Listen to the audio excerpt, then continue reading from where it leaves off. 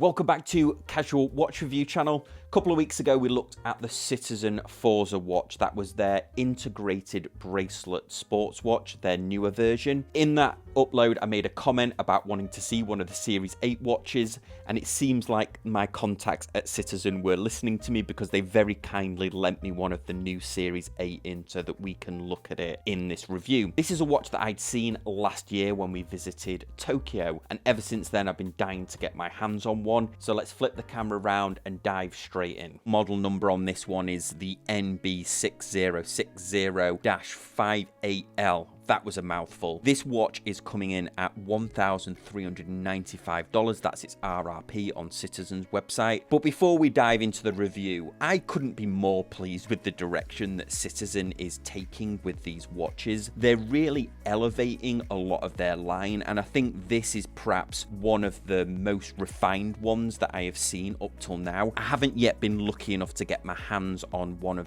the Citizen watches, which I'm very much looking forward to getting hold of, but I think this at $1,395 is certainly worth the price, and we'll go through all of the reasons why I think that. This is an integrated bracelet, Genta-esque design, has a nice geometric look to it. We previously looked at that Forza watch, which was an integrated bracelet watch but in titanium. This one is full stainless steel, and I think this design really benefits from it because it has a real nice luxurious heavy feel to it. Before we dive into the aesthetics of this watch, let's just talk about the measurements. This watch has a case of 42.6 millimeters, and I've measured it at 51.1 from lug to lug, and that's because these end links here, they may look as if they're female ones, but they're actually male end links. So I've been measuring it from these male links. Here you can see it on my 7.2-inch wrist. The bracelet is removable, so the lug width is 14.7 millimeters, so you're not easily going to get a NATO strap for that. I think Citizen should make a rubber strap for this one if they haven't got one planned, because I think having the ability to swap this out to a rubber as well as having this very nicely machined bracelet, I think would be a great advantage to this watch as well, and allow it to have a completely different look. The other reason that this watch wears so well is because it is surprisingly slender at 11.9 millimeters thick, which is good because it wears very nicely, but also it has a 200-meter water resistance. So even though this is a dressy sports watch, it certainly has all of those dive watch credentials. I'm going to start with the bracelet here because this is one of my favorite features of this watch other than the dial. I would say this bracelet is in between the Tissot PRX and the Christopher Ward 12. It's slightly more refined than the PRX bracelet and has a nice substance to it like the PRX does, but it's not quite as refined as the Christopher Ward 12's bracelet is. Even though the lug width is a 15, well, just shy of 15 millimeter lug width, because it overhangs at the top. At the top, it's about 24 millimeters, just a little bit over 24 millimeters, and that tapers down to 20 millimeters at the clasp. So it's not an aggressive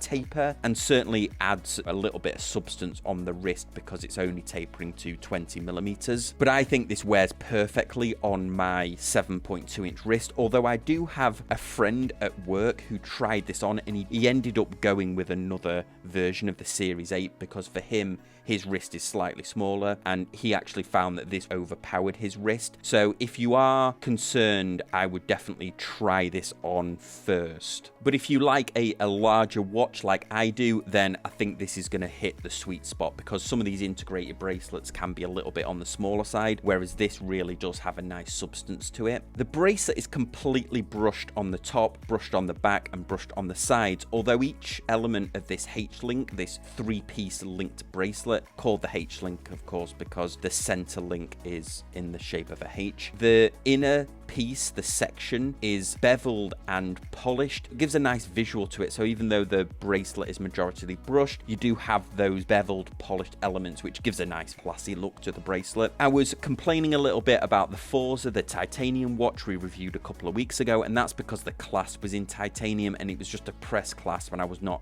overly fond of it. But this clasp is a lot better. This is a nicely machined clasp with Citizen engraved on it, push button with polished and brushed elements. The only thing with this is it acts more like a butterfly clasp because there is no micro adjust on the clasp, and there is also no on the fly adjustment of the clasp, so you won't be able to ratchet it out based on if your wrist swells or shrinks based on the temperature like mine does. Turning to the back of the watch, we can see that Citizen 9051 automatic movement through the sapphire caseback. This has a Citizen signed rotor with additional finishing on the movement. This also has been engineered to be resistant to magnetic field, so I wouldn't worry about magnetizing it from your phone or from your laptop like some other affordable watches can be susceptible to. This should serve you very well. These 9051 movements are very robust. They also perform consistently. The only thing I don't like seeing on Citizen's website is when they say it has an accuracy of +20 to -10 seconds per day. Typically when I've had these, they don't perform anywhere near as gaining 20 seconds a day. They perform very consistent. This one is about 3 seconds faster a day, but it's just very jarring to see that on their website.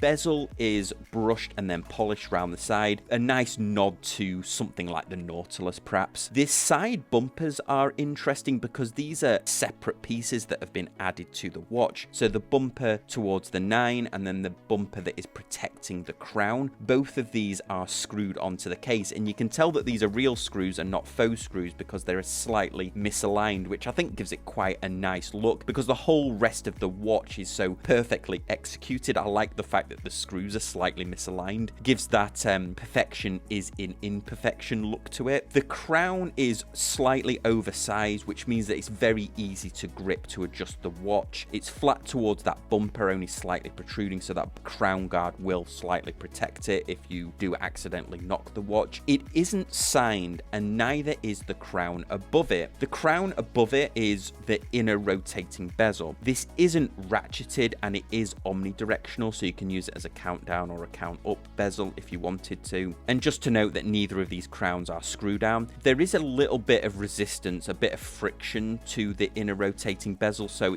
it doesn't freely move around, so that should at least protect it slightly from being accidentally misaligned or accidentally knocked if you are using this for a timing purpose. But it isn't ratcheted, so it's completely free moving on there. It is protected by the case, so you shouldn't accidentally knock it out of alignment. The fact that the first 15 minutes, well, it's like 15 minutes 30 perhaps, are in white, whereas the rest of the bezel is in a color that complements the dial, gives it a nice visual look to it. And there's several other color variants of this watch as well. This blue that Citizen lent to me is my favorite combination of this watch, and that's because I think this best shows off the pattern of the dial. They've added this 70s pattern to the dial. I can't explain it any better than that. Hopefully these macro shots are doing it justice. It is flat, so this isn't a deep engraving, but it certainly captures the light and is easy to see based on the orientation of your wrist. It also gives the illusion that the indices are hovering above the dial, and these indices, these dot indices, are very generous. There is some depth to them. At the 12, 6 and 9 o'clock we have baton indices, which appear to be brushed and polished, and then at the 3 o'clock we have a date window which has a silver surround to tie it into the overall look of the other baton indices. I also think that this date might have been nice at a 6 o'clock position. I think that would have looked cool as well, but I'm just happy that there is a date on this watch because, as you know, I am a big fan of the date on watches. The hands are awesome. They're very substantial. The minute hand goes all the way to the outer minute track of the dial and does mean that you can quickly visualize if you are using the inner rotating bezel to time something. The minute hand clearly points at it. They are sword style hands with a bevel down the center. Again, captures the light very nicely. Plenty of loom on the hands and the dial. The second hand isn't loomed, but as you can see from this loom shot, there is a generous application of loom. The hands have the loom applied in 2 sections as well, which is